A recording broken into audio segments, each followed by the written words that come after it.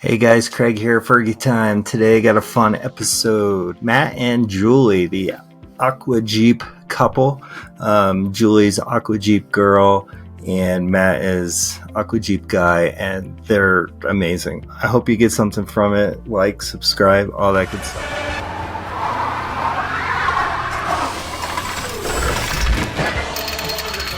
Alright guys, hey, Fergie Time. I have Matt and Julie, the Aqua Jeep girl and guy, with us today. Girl to those who know me well. Mr. Aqua. Well, she had her IG tag first, right? That's right. It's about the Aqua Jeep. So he's got stripes, so we let him hang out.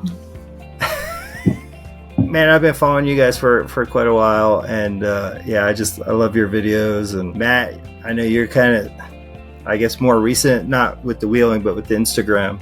And you're both like just blowing up. Tell me how you guys got started into off-road and Jeeping and all that fun stuff. Well, I got started, I had my Jeep first. So I wanted a Jeep for like 30 years though. Back in college, my roommate, I went to college in Southern California. I went to UC Irvine, which is not too far from the beach and was one of the better decisions I've made in my lifetime. My roommate had a cute little YJ and very generously taught me how to drive stick shift on that. And we cruised around the beach in that all the time and had just an absolute blast.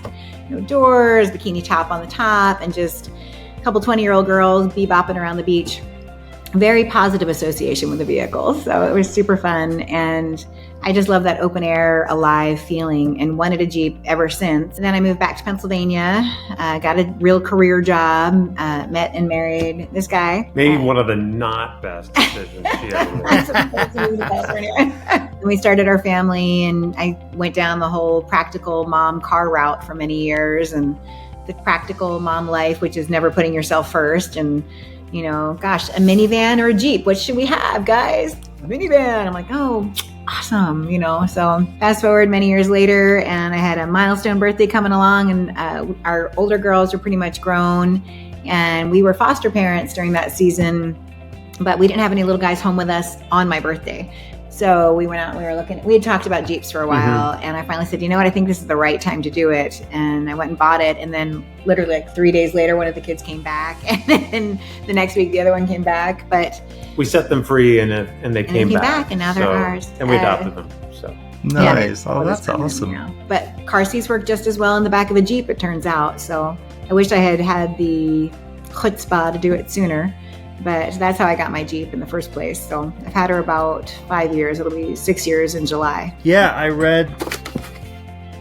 Oh, yeah, that's right. David, I had him on once too. So you've had your Jeep for 6 years, and like what you've done in the last 6 years is not at all what I thought I was going to do. For the record, I got it. I really wanted to go to see some water. We lived in Arizona, and I wanted to get some trees and water is really all I aspired to. And then on the way to the water, there were these couple rocks I went over the first couple times, and I thought, gosh, that was fun, you know? And so the rest, as they say, is history. 3 builds later and a bunch of other things. But I'm a really cautious person. I don't ride roller coasters. I'm not one to ever jump out of anything. Like, I don't do hot air balloons. I'm a chicken. And the fact that I enjoy technical rock crawling and some slightly sketchy things surprises me more than anyone. So you got the Jeep and you're going crazy. And then, so Matt, you're just watching, playing Passenger Princess. What's going on there? Absolutely. I mean, he was my spotter, my videographer, my schlepper of all the things. No, I was basically there to support her. So, you know, the thing, I kind of figured this out a while ago. This goes out to anybody who's watching. This is like life advice from Matt. Great advice. Okay. So the one thing that I did that was really, really good. Find the thing that your wife loves to do and join her in it. And that's what I did. What's funny is that I had been building four-wheel drive vehicles. I had a YJ before. We had this crazy YJ he built for like 3 years. LS swapped. Wheeled it 3 times in those 3 years. I had problem after problem after problem with that. We learned that we are not builders. But I also put together 2 Ford F-250s from the 70s, and I had a couple of other things, you know, that I had kind of rebuilt and whatnot, and loved that stuff, right? In terms of actually getting out and wheeling, I didn't experience that until you got your Jeep. And that first Schnebley Hill Road. Oh my gosh, that was thing our very that we first did. trip. We just gotten, and she wasn't even blue yet. She was still black. Right. We just gotten her. I got a 2-inch lift done by the dealership, the Mopar lift, and I added 35-inch tires. And I thought she was the Shazam at that point. As far as we went up to Sedona for the weekend and took on this badge of honor trail called Schnebley Hill Road, which is like just rocky and bumpy. It's a little more than a road with, I don't know, a lot of rocks and bumps. A lot of rocks and bumps. Very pretty. Basically. We get there on 42 PSI, having no idea what we're doing. And we start down this road and it's like rattling our teeth out of our head. It is the most uncomfortable experience ever. Who does this? Why do people like this? This is horrible. So we're like, all right, let's air down. So we have nothing to air down with. You know, we're using a rock and we're like pushing the little valve stem in, you know, trying to get a little air out. We get down to like 35. We think we've let all this air out. Because what do I know? I don't know anything.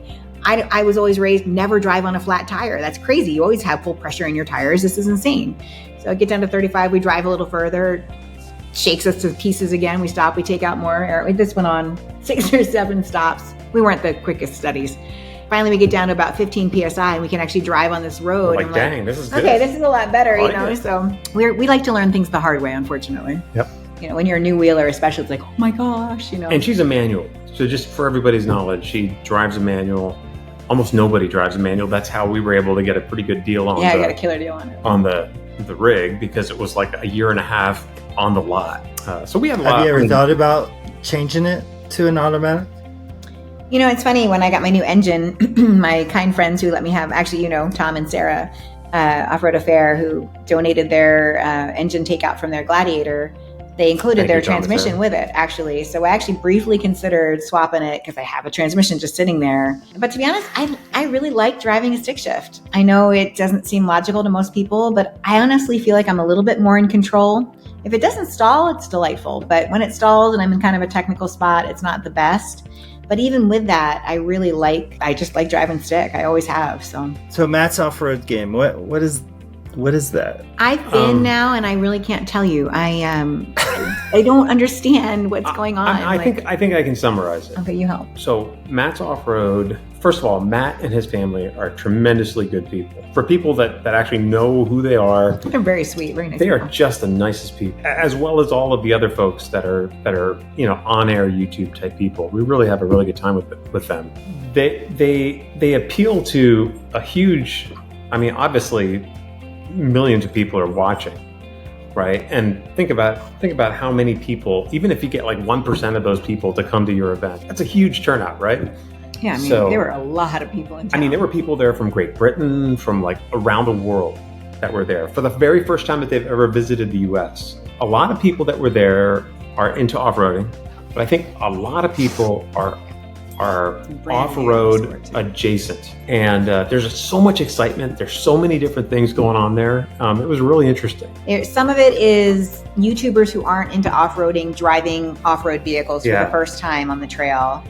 That's part of it. And then there's like the wreckers that are going through but they were all on the same trail at the same time. I think then they had like a lot of stuff like this year. I don't know if this is different this year, but they had like stadium seating set up like down on the flat sand area. And then they had stuff going on down there for people. Then there's like a whole vendor show as well. The vendor show was huge. Huge show. So people like waiting in line for like an hour to meet Matt and get signatures and a lot of that kind of stuff. Yeah. Their favorite YouTuber. It was a very heavy YouTube. No, the dog off. An amazing event. If you're at all interested in marketing at all, like if you're interested in that, it's crazy, actually. It's just such a neat event for that type of thing. If you were to pick one event to go to in Utah area, which one would it be? Trail Hero. It's really kind of the best of all worlds. You know, I feel like it's a well-run event. There's something for everyone there. It's big. The weather's glorious. It's beautiful here, and it's not as wild as King of the Hammers, but there's a party aspect to it with the music fest and all that kind of stuff. But there's also quieter opportunities too, and it's got a really good vendor show as well. And it's guided trails. If you're new to Sand Hollow, Trail Hero was our first introduction to Sand Hollow when we first came out. Having a spotter and a guide your first time in Trail Hero, very, very important. And a good one would be even better. I mean, obviously, Winter Jam is another one that we love too. It's a different vibe than Trail Hero. It's a bit quieter, and I love it. Yeah. It's a little cold though in January. I'm not a cold weather person. Yeah. But Winter Jamboree is a great introduction as well. And they have I think the guiding there might be even a little better. The guiding is really good too. Yeah. So. Yeah, it's just, and they're great people, very charitable. Full disclosure, we are Trail Hero ambassadors, so we love Trail Hero, so. We support. But we definitely support our local community. If we could go to EJS in Moab, we would do that. This year, we're not going to be able to make that. But that's also a good event to support. So, Julie, you went from stock manual Jeep to where you're now in like 6 years. What's the biggest? It's been rebuilt 3 times. So I went through 3 different iterations of, this is all I'm going to need. And then built her again because I wanted more. So what's been the biggest challenge so far? Building or just getting to that point where you're now doing the technical stuff? The biggest challenge on the building, of course, is financial. It's very expensive to rebuild your Jeep and rebuild it again and then rebuild it again. We are not mechanically inclined. I respect and really appreciate those who are. We've tried, when we had our YJ, we would try to do things on it. So we would pay for the parts or whatever and try to do the work ourselves and then mess it all up and then have to pay a professional a second time to redo all the things that we weren't successful doing. We did that multiple times. We decided we would much rather spend our time wheeling than wrenching. And no offense to those who wrench, I have total respect, mad props to you guys. Not a skill that I have, not one that I really want to gain. I think some of it comes down to your own confidence and your own willingness to take the risk. I think there's a lot of risk involved as you level up to the harder and harder trails. And there's a lot of psychological stuff that goes into it, like overcoming obstacles is like not only literal in wheeling, but there's a figurative side to it. Whereas mentally, as you're going to learn when you get your Jeep back, once you've rolled, that first few moments you're off camber, it's not an enjoyable experience. And you get that, there's a lot of self-talk. You're going to be okay. It's going to be okay. And there's a lot of, for me, my first roll, it didn't feel that off camber. Okay, stop. They know. He knows. But I know. One, I didn't feel like it was that bad. We're getting bad. there. Don't worry. Yeah, I'm sure that's part of the plan. But my first one, I didn't feel like I was that off camber. And I was actually rather surprised to find out that I was falling over. And because I've been more off camber and not fallen over. And I still to this day, I'm not quite sure how that one happened. Getting back on the horse after that, anytime I was on like a little rock, I'd be like, am I okay? Am I okay? And Matt's like, you're fine. You're fine. I'm like, are you sure? Are you sure? Because I didn't trust my own judgment anymore. And I think some of that is, Holly Fowler says it best, seat time over anything, over everything. The more seat time you have, the better you are at wheeling. And the fear is going to always be there, and there better always be a little bit of fear, because if you get overly cocky, you're in big trouble too. You have to trust your Jeep, you have to trust your build, you got to trust yourself, and then you have to trust your spotter. So for me, if it's a new trail, especially a really new technical trail, I have to trust my spotter and build that relationship, that communication, all that kind of stuff. So the major challenge for me has been overcoming fear after my flops. Has it changed the way you wheel at all? Your rolls? My second one changed me probably more than my first one.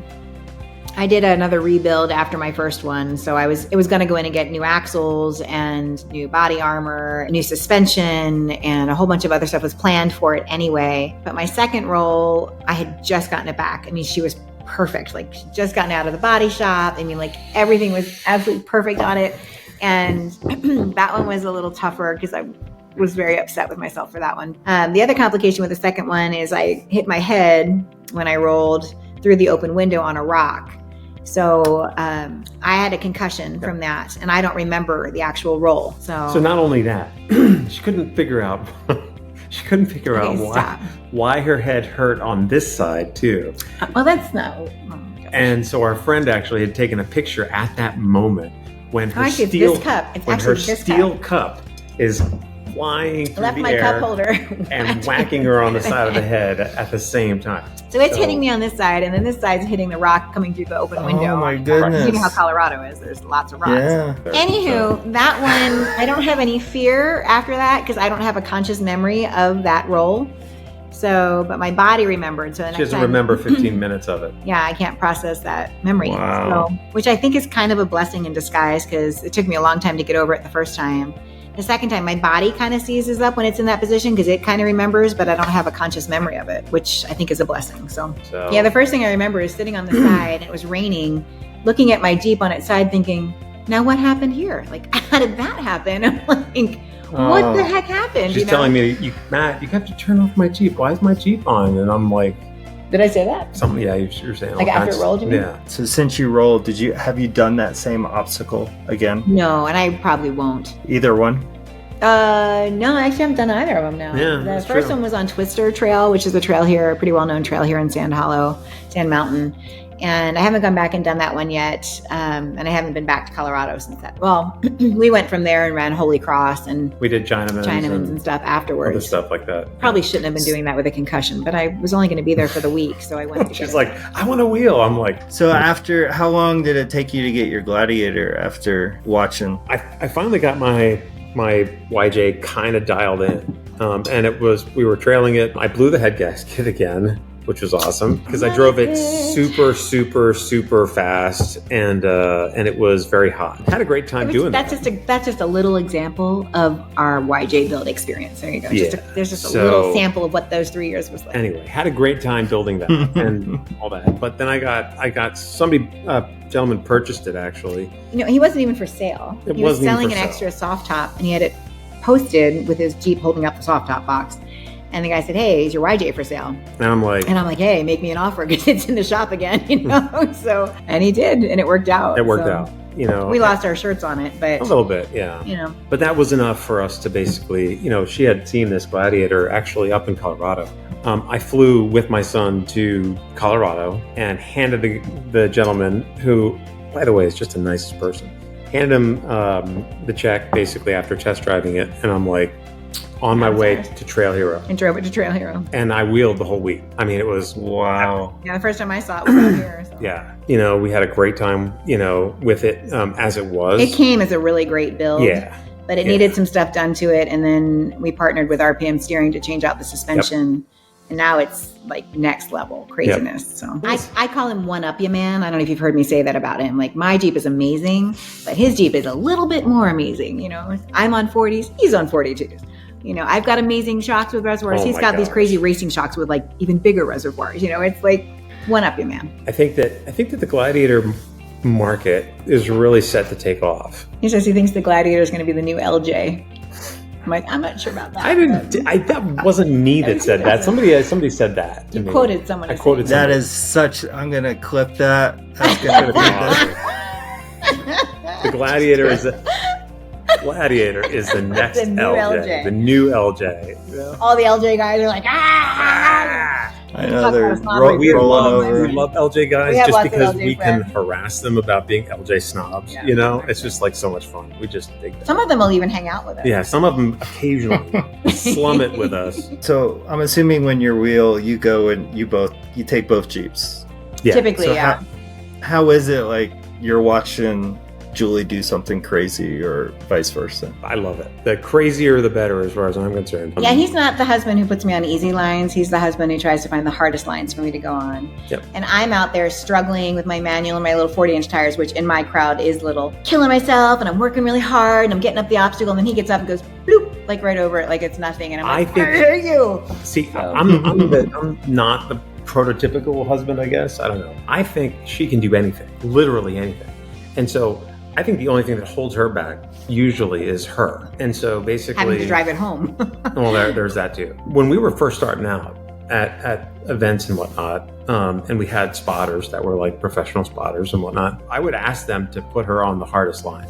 Now, mind you, we're wheeling with people who, they get up to the harder obstacles and the woman gets out and has her husband drive. That happens a lot, right?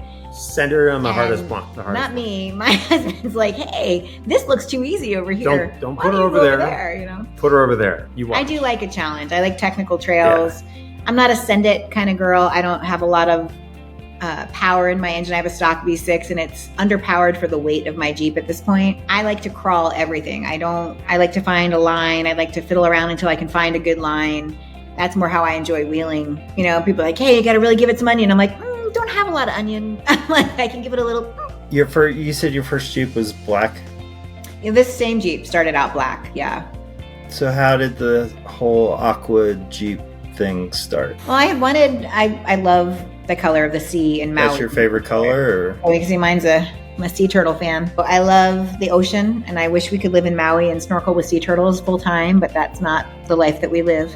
So this is as close as I could get to an ocean in the desert, basically, is where the color came from. I always wanted a Tiffany blue Jeep. The JL, when Jeep came out with it, had their teal color, and I was like so excited for this bikini pearl I'd heard about. And then I saw it and I'm like, not the color I was anticipating. So my Jeep was a leftover, so it had been around for a year. Nobody wanted it. It was black and a manual and a sport. Nobody wanted a sport apparently. So I got a killer deal on it. And with those savings, I went ahead and got a 3M vinyl wrap put on it to make it the color I wanted. And the rest, as they say, is history. So she's painted permanently that color now, but she was wrapped for those 4 years. Yeah. I love the color and I wanted it to stay that way permanently. You have to rewrap every 3 to 4 years. My first roll, we went through insurance to get it fixed up, and they were going to paint it the way back to black, and I had a wrap company here in town I was going to work with and get it rewrapped. And then my friend Randy says to me, she goes, why don't you see if they can just paint it aqua? Why had I not even thought of that? I'm like, well, only half of the Jeep was getting painted. That was part of it. But I talked to my body shop. I said, hey, can I make up the difference? And you just shout out to Troy's. Yeah, Troy's we love Custom. You, Troy's. You know, we support you. She's coming to see No, you again for that door. And they take great care of my Jeep, and they do a phenomenal job for me. Troy's Custom is the body shop here in town. And it's funny, the second time I rolled, I called him up when I got back after my Colorado trip. And I said, hey, he's like, I saw your video. And I'm like, I'm so sorry, because I literally had just gotten it back like a month before, and it was absolutely perfect. No. So what's the craziest obstacle or trail you guys have done? Craziest obstacle. You got to be nuts, which I think is a well-named obstacle. If you've seen that one, it's like a 4-story climb. I did see that one. Oh my gosh, I saw you do that. Yeah, I've done it like 6 times. One time I failed on it, but I got right back and did it again. So how do you fail on that? You start going up and you stop. I have it up on my page somewhere. I should probably pin it because it's pretty entertaining. So I was too far passenger, and I guess I didn't appreciate that there's a line, but it's a real momentum. There's actually a real line. Yeah, you got to kind of do right down the middle. I was too far passenger, and then I ran out of steam when I got up there, and I just didn't have enough oomph to keep going and get over this last bump at the end. So you start climbing back down. That part's not enjoyable. So she comes back down, and she's actually somewhat sideways, and she lands sort of like on her rear tire. Too. But you lift a big tire coming back down. And she's lifting, and she was able to kind of come back. But what I did, and otherwise I would have never done this obstacle again, is I backed off, lined up. Actually, I overcorrected. I went too far passenger on the second run, but I was able to successfully get up. She went right at it again and did it. Good for you. Yeah. So. Thank God it was successful the second time, because I don't think I'd ever go back and do that one again if I hadn't gotten up there that second time. So, you go out with a group and everybody's like, oh, everybody does it. Everybody wants to do, you got to be nuts. I'm like, it really isn't for everybody. And I don't know that I want to do it again. I mean, I've done it 6 times. I'm happy. I came, I saw, I climbed, and I'll probably do it again. Who am I kidding? I don't feel like I have to prove anything. I think that's one nice thing about where I am in my wheeling experience now. Maybe when I was first starting out, there were some times, I think that first time we ever ran the maze, I feel like I had to prove myself to people. But I feel like I'm super content with where we are in life. We've been through a lot this past year. I'm trying to remember why we got into wheeling in the first place. We loved it. It was full of joy. It was fun. And then you kind of get in a point where it's just, you're leveling up, and everything's a terrifying experience. Like you get to the point where everything's a 9 rated trail that you're running. And I'm not an adrenaline junkie. I know it probably doesn't look that way sometimes, but I'm really not an adrenaline junkie. I want to go out and I want to enjoy my day on the trail. Yes, if there's a technical obstacle, and I love figuring out the technical stuff, and I want to find a way through something, and it doesn't look like I have a way to get through it, but I can try this. And that's the part I like. I like that technical side of it. I don't want to be scared like the whole time I'm out wheeling. Like I don't get a rush. Yeah, that's not fun. Yeah, no. Some people really do. Like we have friends who just are. There are some people who really enjoy, the near-death experience. I'll do like one obstacle that's a little sketchy or something, and I want to enjoy the rest of the day. Like I've kind of found myself pulling back a little bit just in the last few months. I want to explore more of southern Utah, or even Utah in general, where we live. I want to go hiking. I want to go check things out. Like all we do, I can't complain about this. I can't believe I'm going to say this. All we do is wheel. But I feel so sorry for you. I know, it's a tragedy. Don't know who she is. I love it. I do love going out wheeling and saying hello, but I want to look around and see what else there is. I mean, like Zion National Park is 20 minutes from our house, and we've gone 3 times. So throughout the summer and the fall, it was, and even in the early winter, it was like escalating, find the next hard trail, and do that thing. I was kind of suckered into a couple easy days that turned into harder days as the trail went on. Like, oh, sure, we'll run Double Stammy, which is a 7-rated trail. We end the day on Joint Effort, which is what, a high 8 or something. And I'm like, that's not what I signed up for. Things like that kept happening. When our friends Josh and Christina passed away in January, that was a big deal. On New Year's Day, I was already feeling a little bit burned out on the constant stressful. It was just too much. We'd been wheeling a lot. I mean, like a lot.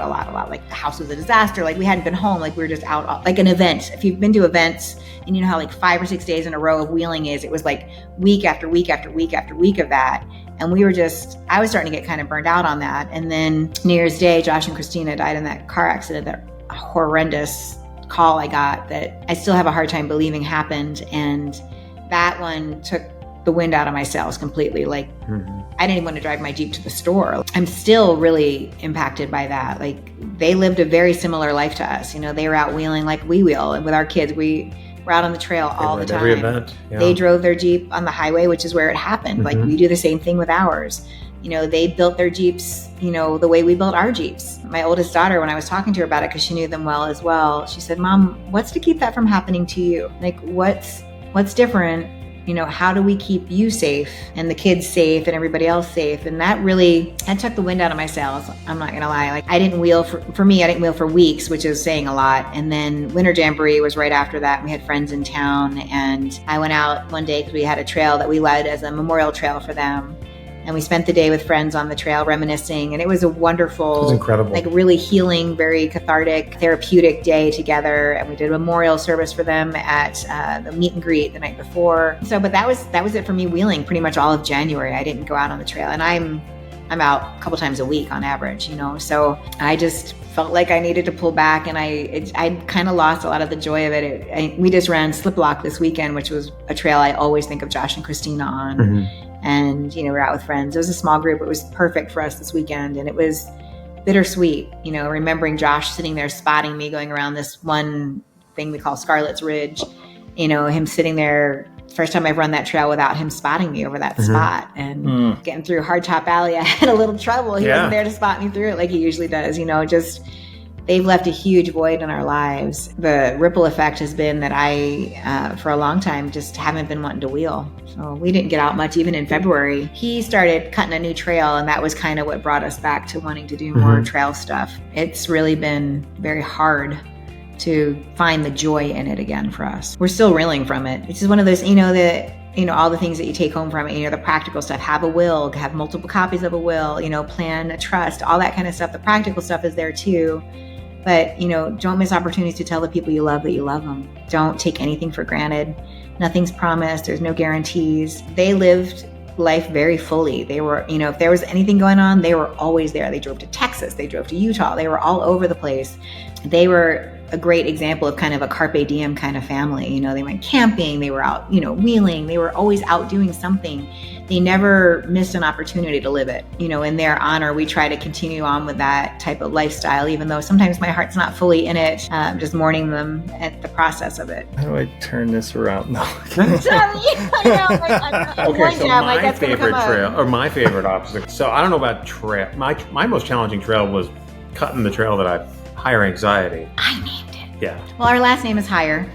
And so it's kind of a play on words there. Most people don't get that part of it because it's spelled Higher, but it's pronounced Higher. Yeah, I love it. And our wonderful friend Ernie. I could do this work all day long, every day. It's fun. He picked an area. It's a great area, and it's beautiful out there where the trail is. But there's some seriously gigantic canyons. One he calls Wall Street. It's just gigantic. It's like a little Grand Canyon. Trying to find a way across there safely, like things like that, is what part of cutting this trail got kind of really anxiety laden.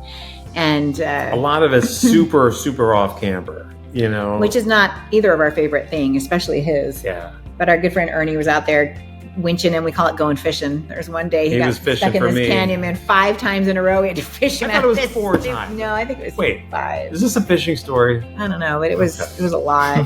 And like we tried to get him, he was trying to back out of this.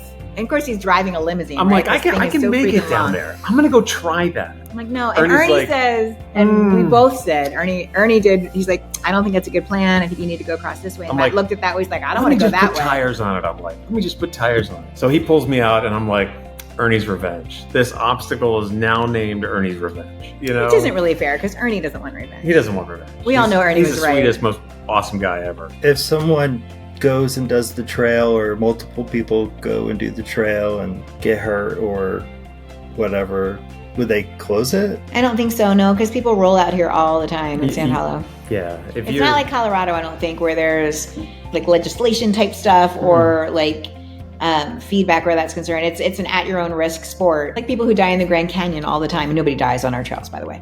But people fall to their death in the Grand Canyon all the time, but they're not going to close the national park, right? You assume a certain level of risk when you're in this sport. There are people who roll over all over Sand Mountain. Mm-hmm. There's people who roll over in Colorado. There's people, and the thing is, once you rolled, and now the way you rolled in particular, it happens at the time you just don't think it's going to I've looked at your video and I thought that doesn't look like that's enough to make him roll down that hill. Our friend Pope, when he flopped his Jeep, it was, maneuvering out of the way of something. It wasn't any like a major obstacle. Mm-hmm. It's not the kind of thing that you're like, there's certain risks like you take, right? You expect there's a chance you're going to roll on something gnarly. But when you're just backing up to get out of the way for someone on the trail or just going around a tree branch or whatever it is, you don't expect to roll in that position. That's how this sport works. At any given time, on any trail at any time, the more you wheel, the more you're out there, your probability of rolling goes higher. It happens.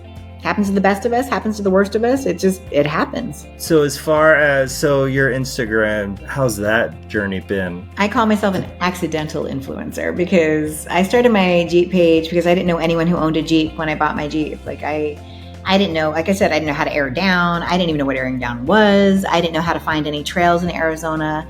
I didn't know anything about anything. So I really needed some friends with Jeeps and friends that people are like, hey, why don't you start your own, Instagram and Facebook page for find Jeep friends, meet Jeep people. I'm like, a page for your vehicle? I'm like, that seems a little strange. Plus back then, this is like 6 years ago, I didn't even really know how to post on Instagram when I started my Instagram. Like my oldest daughter, who's also known as my biggest critic, had to make my first few posts for me because I didn't know what I was doing. And she also loves to tease me about it mercilessly. Like, Mom, this is the stupidest thing ever, but this is how you do it. So she would put it up for me or whatever. And I'm like, honey, I don't care. I don't know anybody. I need to make friends who have Jeeps. And that's kind of how it started. And truthfully, that's the best part of it is the community that we've built through it. The companies I get to work with, dream come true. Like I would have, if you told 5 years ago me that this is the life we'd be living, I would not believe you, so. But the amazing people that we became friends with in Arizona. Yeah, most of our best friends are all Jeep people. It's just incredible people in Arizona. and then being able to come out here and find amazing people here and also in Colorado. We can't get enough of Colorado. Everywhere we go, we know people now. We were driving through Nebraska, middle of Nebraska. Like, nothing is around. And this guy, we were towing the Jeep. Yeah, we were in a Cummins Dodge towing her Jeep on a flatbed. We come up to a stop sign and this guy pulls up and he's like, what did he say to you? This young guy's like, I follow you on Instagram. Oh my gosh. Aqua Jeep girl. And we're like, so cute. We're like, what the heck is going on out here, Well, there was another time where Don from RPM is taking my Jeep out to Great Smoky Mountain, right? He rebuilt it and then took it out there. And then on the way back, he got into a windstorm in Texas and my fender just like left the chat, right? Blew off the Gladiator. And it was so funny because people were actually messaging me and messaging her with pictures. Hey, we just saw your Gladiator. The Gladiator missing the fender.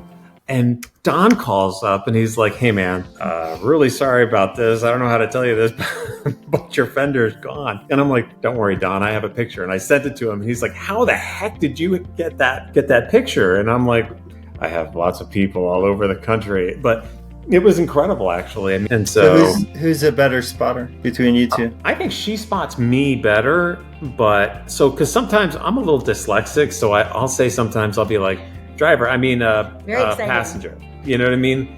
Like, just for it makes it more exciting. Because I don't have enough excitement with the stick shift and all the other challenges. No, I can spot her over just about anything. He can spot me well, but sometimes you just got to go with what you think he's trying to tell you versus what he's saying. Because he'll tell me passenger and I know he means driver. And I'm like, you don't want me to turn passenger right now. I'm pretty sure you mean driver. He's like, yeah, driver. And I'm like, oh.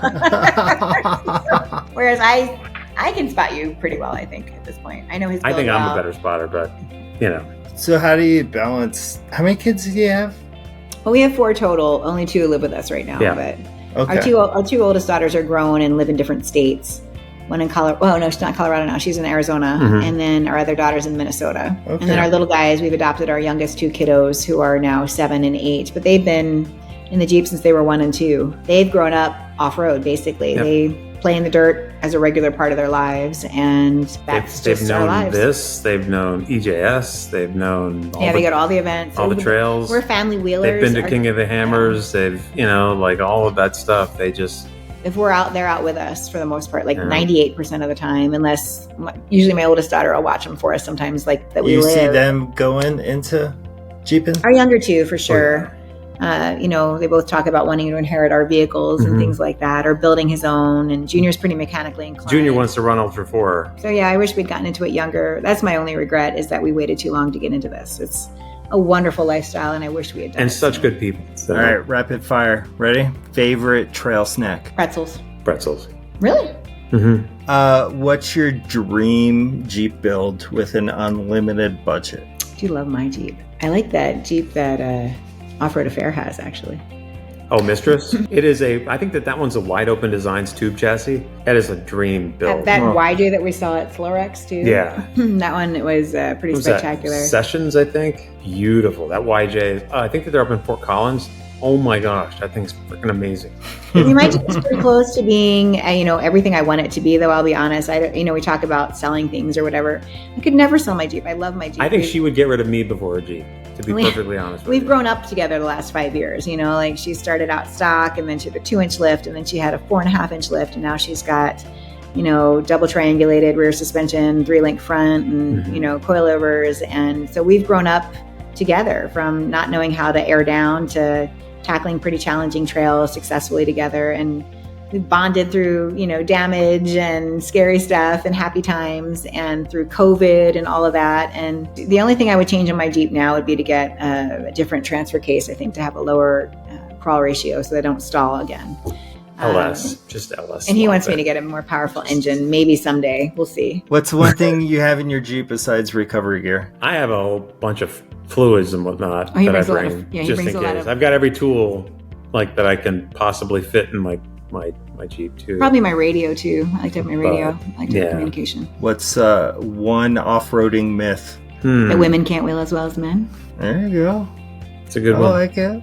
We talk about this maybe because I'm old at this point. I'm really content with my life. Like, I am content with who I am. I'm content with how we spend our time. I love our family. That's what comes first in our lives.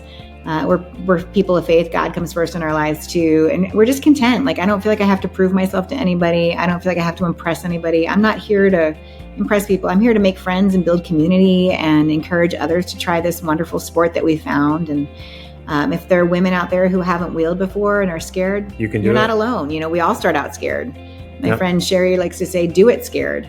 That's how it works. You work through the fear, you face the obstacle, you overcome the challenge. That's how we all grow, and that's how you grow in this sport as well. And don't wait, do it now.